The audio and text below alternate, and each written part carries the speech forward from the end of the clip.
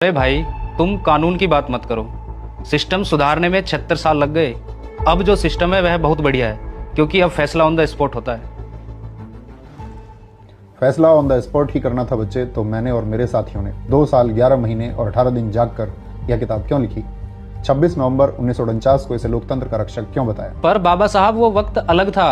आज हमें संविधान से ज्यादा समाधान चाहिए। माफ करना, पर आपकी यह किताब कमजोर पड़ गई है, क्योंकि अपराधी छूट जाते हैं और गरीब तारीखों में पिस जाते हैं। संविधान कभी कमजोर नहीं हो सकता बच्चे, उसे चलाने वाले कमजोर या बेईमान हो सकते हैं। मैंने चेतावनी दी थी, संविधान चाहे कितना भी अच्छा क्यों ना हो, अगर उसे लागू करने वाले लोग बुरे होंगे तो वह अंततः बुरा साबित होगा। आज तुम जिस गुस्से में हो वो गुस्सा व्यवस्था के खिलाफ होना चाहिए था, लेकिन तुम्हें एक दूसरे के खिलाफ लड़वा दिया गया है। कोई नहीं लड़वा रहा, हम जाग गए हैं। हमें बताया जा रहा है कि हमारा धर्म खतरे में है, हमारी पहचान खतरे में है। खतरे में धर्म नहीं, खतरे में तुम्हारा विवेक है। मैंने सपना देखा था हम भारत के लोग, we the people of India का, लेकिन आज कहीं हिंदू है, कहीं मुस्लिम, तो कहीं दलित है।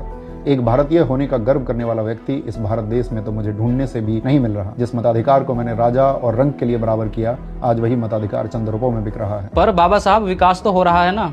दुनिया में हमारे देश का नाम हो रहा है। कैसा विकास? ऑक्सफैम की रिपोर्ट कहती है भारत की 40% संपत्ति सिर्फ 1% अमीरों के पास में है। क्या यही है आर्थिक न्याय जो मैंने प्रस्तावना में लिखा था?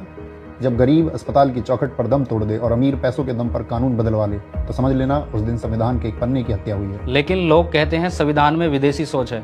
यह तरक्की के बीच आ रहा है। विदेशी सोच? समानता, स्वतंत्रता और बंधुत्व, लिबर्टी, इक्वलिटी और फ्रेटर्निटी क्या विदेशी हैं? बच्चे, यह किताब तुम्हें बोलने की आज़ादी देती है। आज तुम सरकार, सिस्टम, यहाँ तक कि मुझे भी गाली दे सकते हो। यह हक तुम्हें इसी किताब ने दिया है। जिस दिन इस किताब की अहमियत खत्म हो गई, उस दिन तुम्हारी आवाज सिर्फ एक चीख बनकर रह जाएगी। पर आजकल सवाल पूछने और अधिकारों की बात करने पर तो देशद्रोही बोल दिया जाता है। यही तो दुर्भाग्य है। लोकतंत्र की इमारत 4 स्तंभों पर टिकी थी। पहली विधायिका, संसद जहां अब बहस नहीं सिर्फ शोर होता है। दूसरी कार्यपालिका, पुलिस और अधिकारी जिन्हें संविधान की रक्षा करनी थी पर वो सत्ता की रक्षा कर रहे हैं। तीसरी न्यायपालिका, कोर्ट, जिसे अव्यवस्था और दुर्व्यवहार के खिलाफ बोलना चाहिए पर वो अक्सर खामोश रहती है। और चौथा स्तंभ, मीडिया, जिसे सरकार का आईना बनना था लेकिन वो सरकार का भोंपू बन गया है।